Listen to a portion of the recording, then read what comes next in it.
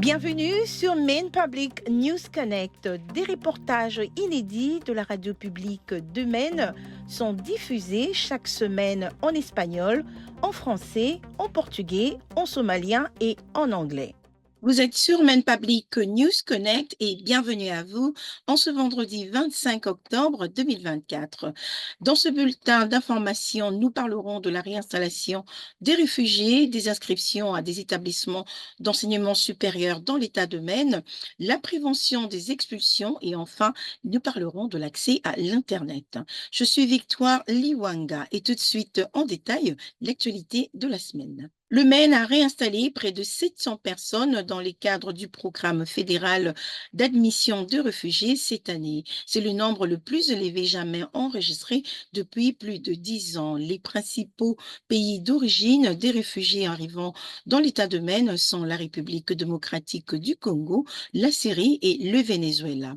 L'Office de service aux réfugiés de Maine a dit que l'augmentation du nombre de réfugiés reflète une infrastructure de réinstallation plus robuste, y compris des nouvelles agences pour les réfugiés et plus de villes d'accueil au-delà de Portland.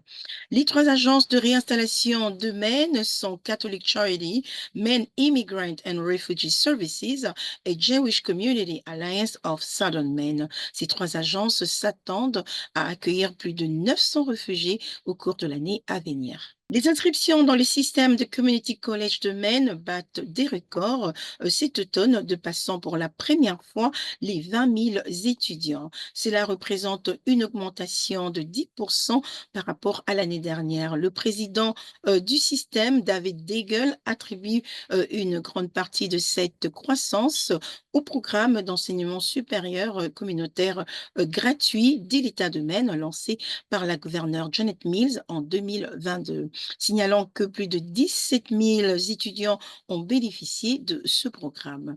Selon M. Daigle, l'expansion du programme de soins de santé et de production a également entraîné une hausse des inscriptions et que les partenariats de transfert avec les systèmes de l'Université de Maine ont attiré des étudiants désireux d'obtenir un diplôme en 4 ans. Le programme pilote de prévention des expulsions dans le Maine s'ouvre cette semaine aux demandeurs qui sont en retard dans le paiement de leur loyer et qui risquent de perdre leur logement.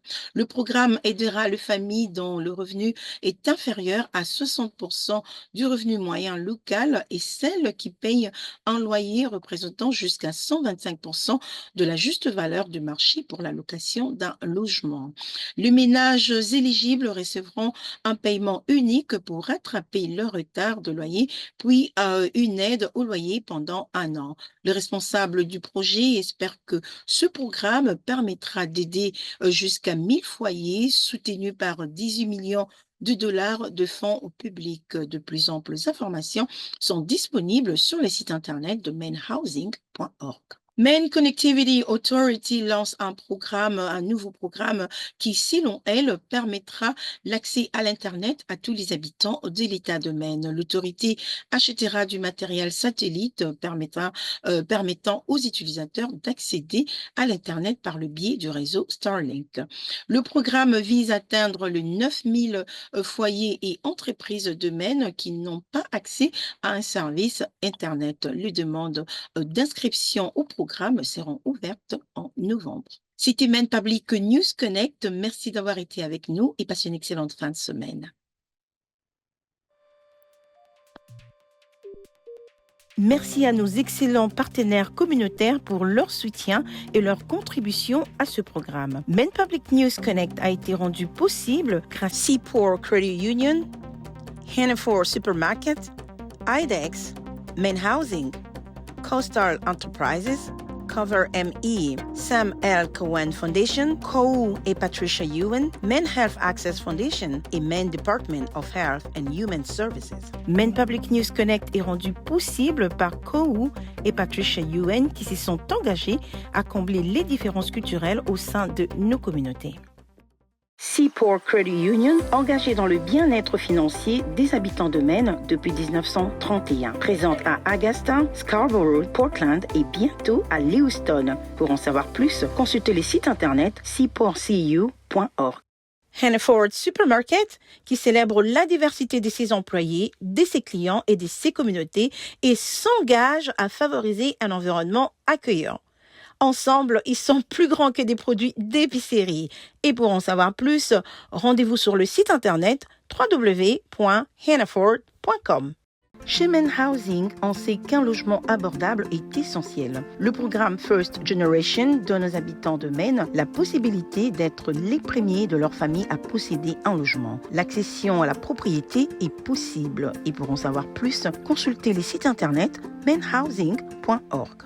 Si vous avez perdu votre assurance maladie ou si vous avez eu un événement majeur dans votre vie, vous pouvez trouver un plan qui vous convient et une aide financière pour le payer sur le site internet coverme.gov. Les choses changent avec MaineCare. Restez connectés pour rester couverts. Mettez à jour vos informations dès aujourd'hui sur le site internet mymainconnection.gov.